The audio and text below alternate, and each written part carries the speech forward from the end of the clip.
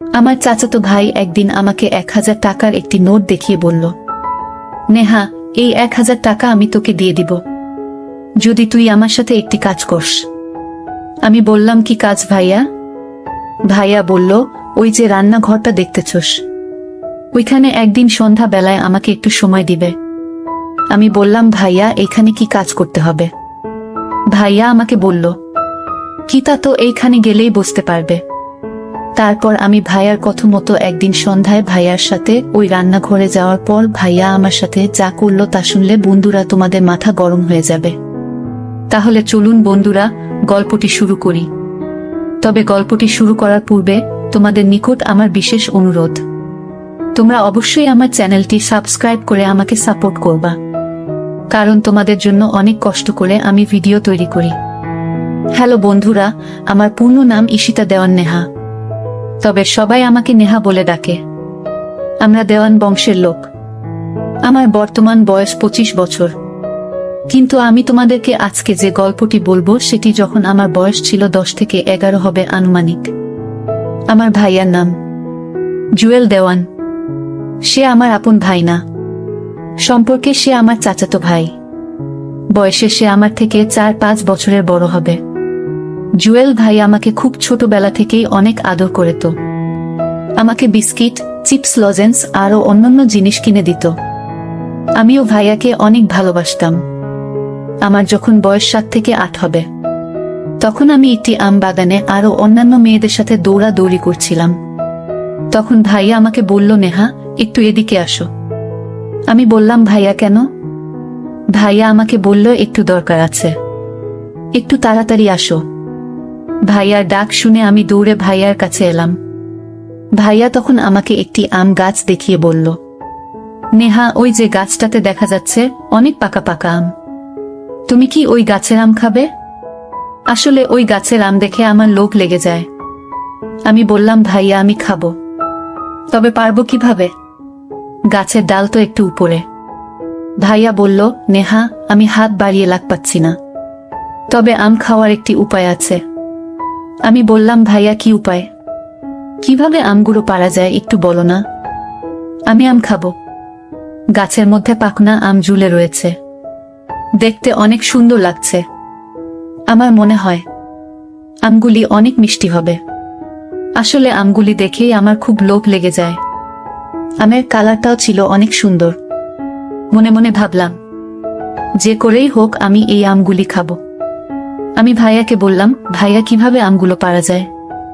ভাইয়া বলল, নেহা, এক কাজ করো, আমি তোমাকে উঁচু করে ধরি, তারপর তুমি হাত বাড়িয়ে আমগুলো পারো। আমি আমগুলোর লোভ সইতে পারলাম না। আর ভাইয়ার মনে মনে যে ভিন্ন রকম চিন্তা তা আমি তখন বুঝতে পারি নাই। তারপর ভাইয়া যেভাবে বলছে সেভাবেই আমি কাজ করতে শুরু করলাম। এক পর্যায়ে আমরা বেশ কিছু আম পাড়তে সক্ষম হলাম, খুব পাকা পাকা আম। আমগুলো পাড়ার পর সেখানে আমরা পেট ভরে খেলাম।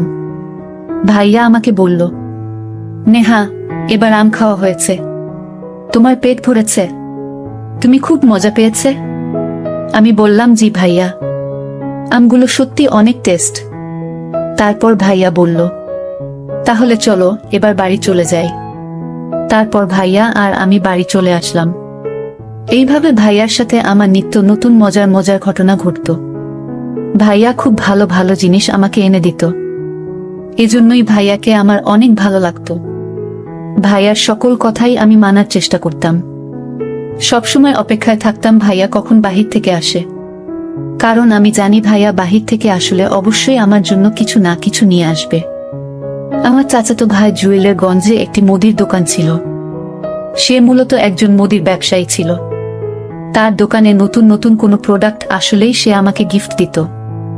আমি তার গিফট নিয়ে আনন্দে নাচতাম, কারণ তখন আমি খুব ছোট ছিলাম, কিছু বুঝতাম না। ভাইয়া যখন আমাকে কোনো কিছু দিত বা কোনো কিছু গিফট করত, তখন আমার দিকে অপলক দৃষ্টিতে তাকিয়ে থাকত। মাঝে মধ্যে ভাইয়াকে আমি বলতাম, ভাইয়া তুমি আমার দিকে তাকিয়ে কি দেখো? আমার কিন্তু খুব লজ্জা লাগে, তুমি এভাবে আমার দিকে তাকিয়ে থাকবা না। ভাইয়া তখন বলে, আরে পাগলি, আমি তোর দিকে তাকিয়ে কি দেখি? না, দেখছি আমার বোনটা কত বড় হয়ে যাচ্ছে। আমার বোনের মধ্যে আস্তে আস্তে নতুন কিছু উদয় হচ্ছে। কি সুন্দর লাগছে আমার বোনটাকে। আমার বোনটার যখন পরিপূর্ণ বয়স হবে, তখন জানি না কত হাজার লোক তার রূপের মোহে পাগল হয়ে যাবে। আমি বললাম, ভাইয়া বেশি হয়ে যাচ্ছে কিন্তু। ভাইয়া বলল, কি বেশি হয়ে যাচ্ছে ম্যাডাম? শুনি তো একটু। আমি যা সত্য তাই তো বললাম। ভাইয়ার মুখে এই কথা শুনে আমি রাগে ভাইয়াকে কিল ঘুষি মারতে শুরু করলাম। ভাইয়া আমার এই পাগলামি দেখে বলল, আরে পাগলি, আমি তো মজা করলাম। আমি কি সত্যি সত্যি তোমাকে বলেছি নাকি? নেহা, সত্যি তুমি অনেক ভালো মেয়ে, অনেক সুন্দর, কিউট একটা মেয়ে। তারপর আমি একটা মুচকি হাসি দিয়ে বললাম, ভাইয়া তুমি খুব ভালো। তারপর আমি বললাম, ভাইয়া আমার জন্য আজকে মোটু পাতলু আনবে, নাইলে কিন্তু তোমাকে মাইর দিমু। আমি বললাম, আচ্ছা ম্যাডাম, আপনার হুকুম ধার্য করা হলো। এই বলে ভাইয়া দোকানে চলে গেল। তারপর দোকান থেকে আসার সময় ভাইয়া মোটু পাতলু আরো অন্যান্য সুন্দর সুন্দর জিনিস আমার জন্য নিয়ে আসলো। আমি তো ভাইয়ার এখান থেকে জিনিস পেয়ে খুশিতে নাচতে শুরু করলাম। এইভাবে আমার ছোটবেলার দিনগুলি চলতে লাগলো। আমার আনুমানিক বয়স যখন 10 থেকে 11 বছর হবে, তখন ভাইয়া একদিন আমাকে 1000 টাকার একটি নোট দেখিয়ে বলল, নেহা, তুমি যদি একটি কথা রাখো, তাহলে এই 1000 টাকা তোমাকে আমি দিয়ে দিব। আমি বললাম, ভাইয়া তোমার সব কথাই তো আমি শুনি, তারপরেও বলো কি কথা শুনলে তুমি আমাকে এই 1000 টাকা দিয়ে দিবা? ভাইয়া তখন বলল, কথাটা এখানে বলা যাবে না, চলো আমরা ওই দিকটাতে চলে যাই। আমি বললাম, ঠিক আছে ভাইয়া, চলো ওই দিকে। তারপর ভাইয়া আর আমি ওই পাশে একটা ঘরের পিছনে চলে গেলাম। চলে যাওয়ার পর ভাইয়া আমার কানে ফিসফিস করে বলল, নেহা, ওই যে রান্নাঘরটা দেখা যাচ্ছে, ওই রান্নাঘরে তুমি আমার সাথে যাবা এবং সেখানে আমরা কিছুক্ষণ সময় একটি কাজ করব। যদি তুমি আমার সাথে কাজটি করতে পারো, তাহলে এর বিনিময়ে তোমাকে আমি 1000 টাকা দিয়ে দিব। আমি বললাম, ভাইয়া কি কাজ? ভাইয়া বলল, সেখানে গেলেই তুমি কাজটি বুঝতে পারবে, তবে কাজটি খুব কঠিন নয়, খুব সহজ। আমি বললাম, ভাইয়া যদি কাজটি সহজ হয় তাহলে আমি করতে রাজি আছি। এদিকে আমাদের বাড়িতে খুব একটা মানুষ নেই, আমাদের বাড়িটা সব সময় নীরবেই থাকত, আর তাছাড়া সন্ধ্যাবেলা আমাদের বাড়ি একেবারে নীরব থাকত। তারপর ভাইয়া আমাকে বলল, কি ম্যাডাম, আমার কথায় তুমি কি রাজি আছো? ভাইয়া, তোমার কথায় কি আমি রাজি না হয়ে পারি? তবে ভাইয়া, সেখানে আমরা কি কাজ করব? তখন ভাইয়া বলল, আরে ম্যাডাম, ভয়ের কিছু নাই, সেখানে গেলেই তো বুঝতে পারবা। আমি বললাম, আচ্ছা ঠিক আছে ভাইয়া। তারপর সন্ধ্যা বেলায় আমি ঘরে পড়তে বসলাম। হঠাৎ দেখি ভাইয়া জানালার পাশ দিয়ে আমাকে ইশারা দিচ্ছে। আমি ভাইয়ার ইশারা পেয়ে ভাইয়ার কাছে চলে আসলাম। ভাইয়া আমাকে নিয়ে সোজা রান্নাঘরে চলে গেল। রান্নাঘরে আমি এসেই পুরো অবাক হয়ে গেলাম।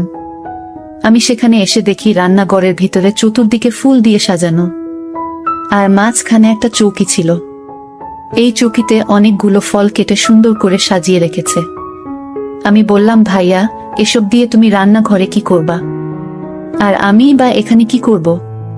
তখন ভাইয়া আমাকে বলল, একটু অপেক্ষা করো, তাহলেই তুমি সবই বুঝতে পারবা। তারপর আমি বললাম, আচ্ছা ঠিক আছে ভাইয়া। তারপর ভাইয়া আমাকে বলল, নেহা, আমি তোমাকে একটা কথা বলবো, আর এই কথাটা 7 বার বলে এই ফলগুলোর উপর একটি ফু দিবা। তারপর তুমি আমাকে এই ফলগুলি খাইয়ে দিবা। কিন্তু এই যে দেখতেছ মাঝখানে ফলটা, এই ফলটা আমি তোমাকে খাইয়ে দিব, কিন্তু একটা শর্ত হলো, এই ফলটি খাওয়ার পর বিচিগুলো তুমি আমাকে দিয়ে দিবা। আমি বললাম, ঠিক আছে ভাইয়া। তারপর আমি ভাইয়াকে বললাম, ভাইয়া, আমি যদি এইটুকু কাজ করতে পারি, তাহলে তুমি কি আমাকে 1000 টাকা দিয়ে দিবা?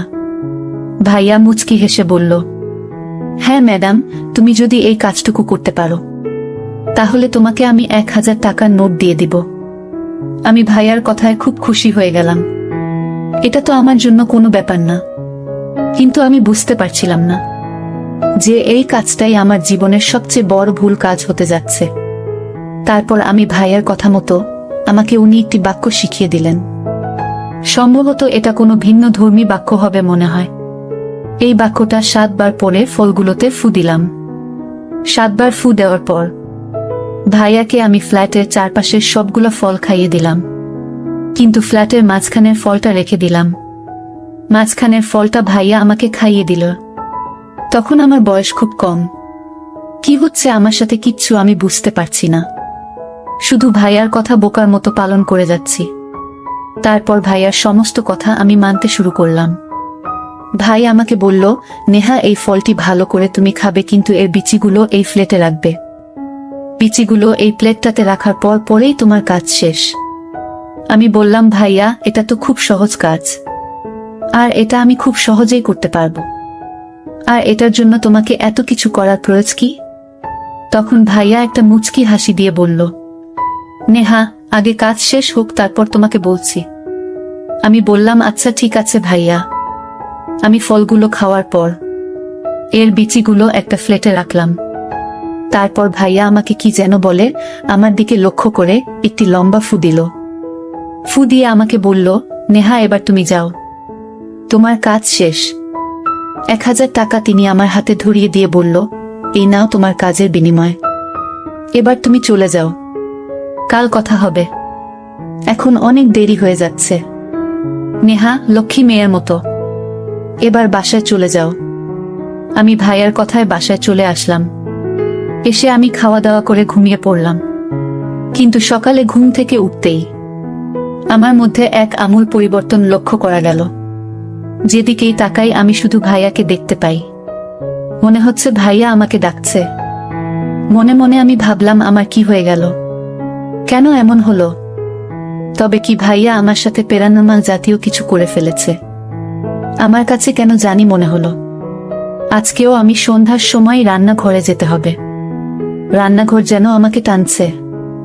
সন্ধ্যা হতেই আমি চুপি চুপি রান্নাঘরে চলে গেলাম। গিয়ে দেখি ভাইয়া আমার জন্য বসে আছে, অপেক্ষা করছে। আমি যেতেই ভাইয়া আমার সাথে তখন এক অন্যরকম আচরণ করা শুরু করলো, যে আমি তোমাদেরকে মুখের ভাষায় বলতে পারবো না। খুব বাজে আচরণ। ভাইয়ার আচরণ দেখে আমি তো পুরাই অবাক। কিন্তু ভাইয়া আমার সাথে যে এত খারাপ ব্যবহার করবে তা আমি কখনো কল্পনাও করি নাই। ভাইয়া আমার সাথে এত কিছু করতেছে, তাও আমি কিছু বলার সাহস পাচ্ছি না। আমি যেন অন্যরকম হয়ে গেছিলাম। আমি তার হুকুমের গোলাম হয়ে গেছিলাম। সে আমার সাথে যা ইচ্ছে তাই করতেছিল, কিন্তু আমি তা বলতে পারতেছিলাম না। তার সবকিছুই আমি মেনে নিচ্ছিলাম। তার কাছে গেলেই আমি কেমন জানি হয়ে যেতাম। সে আমাকে যা বলতো আমি তাই করতাম। এভাবে সে আমার সাথে অনেক কিছুই করেছে, যেটা আমি তোমাদেরকে ভাষায় প্রকাশ করতে পারবো না। তার সাথে আমার এইভাবে চলতে থাকে দিন। তার সাথে আমার এইসব চলে প্রায় 5 থেকে 6 বছর। হঠাৎ আমি অসুস্থ হয়ে পড়ি। তারপর আমার বাবা মা আমাকে ডাক্তারের কাছে নিয়ে গেল। ডাক্তার আমাকে পরীক্ষা বলে আমি নাকি মা হতে চলেছি। এই কথা শুনে আমার মা বাবা প্রচুর কান্না করতে লাগলো। বাসায় এসে আমাকে জিজ্ঞাসা করলো, মা নেহা সত্য করে বল, তোর এত বড় সর্বনাশ কে করেছে? তারপর আমি আর কি করব? বলে দিলাম আমি ভাইয়ার কথা। তারপর মা বাবা জুয়েল ভাইয়াকে ডেকে এনে বোঝালো। বলল, জুয়েল তুই কি করে পারলে আমার মেয়ের এত বড় সর্বনাশ করতে? যাক বাবা, যা হবার হয়ে গেছে। এখনো কেউ জানে না। কেউ না জানার আগেই আমরা নেহাকে তোর সাথে বিয়ে দিতে চাচ্ছি। এখন তুই কি কস? বাবা মায়ের প্রস্তাবে জুয়েল ভাইয়া রাজি হয়ে গেল। তারপর ধুমধাম করে আমাদের বিয়ে হয়ে গেল। বন্ধুরা, এখন আমি তোমাদের দোয়ায় ভালোই আছি। তবে মাঝে মধ্যে আমার অতীত আমাকে অনেক পীড়া দেয়। মনে মনে ভাবতাম যদি জুয়েল ভাইজা আমাকে বিয়ে না করত, তাহলে আমার কি হতো? আমার মরা ছাড়া কোনো রাস্তা থাকতো না। তো বন্ধুরা, আমার মতো তোমাদের জীবনেও এরকম ধরনের দুর্ঘটনা ঘটতে পারে, তাই তোমরা সাবধানে থাকবা। তবে তোমরা কারোর সাথে কোনো প্রকার দুর্ঘটনা করার সময় তাকে খুব ভালোভাবে বুঝে শুনে তারপর তোমরা একটা কিছু করার সিদ্ধান্ত নিবা। নইলে একটি ভুলের কারণেই তোমাদের সারা জীবন পস্তাতে হবে। বন্ধুরা, ভিডিওটি যদি ভালো লাগে তাহলে একটি লাইক দিন। আর তোমরা যদি এইরকম ধরনের ইন্টারেস্টিং ভিডিও পেতে চাও, তাহলে দয়া করে আমার চ্যানেলটি সাবস্ক্রাইব করো। পরিশেষে তোমাদের সুস্বাস্থ্য কামনা করি। ভিডিওটি দেখার জন্য তোমাদের সকলকে অসংখ্য ধন্যবাদ।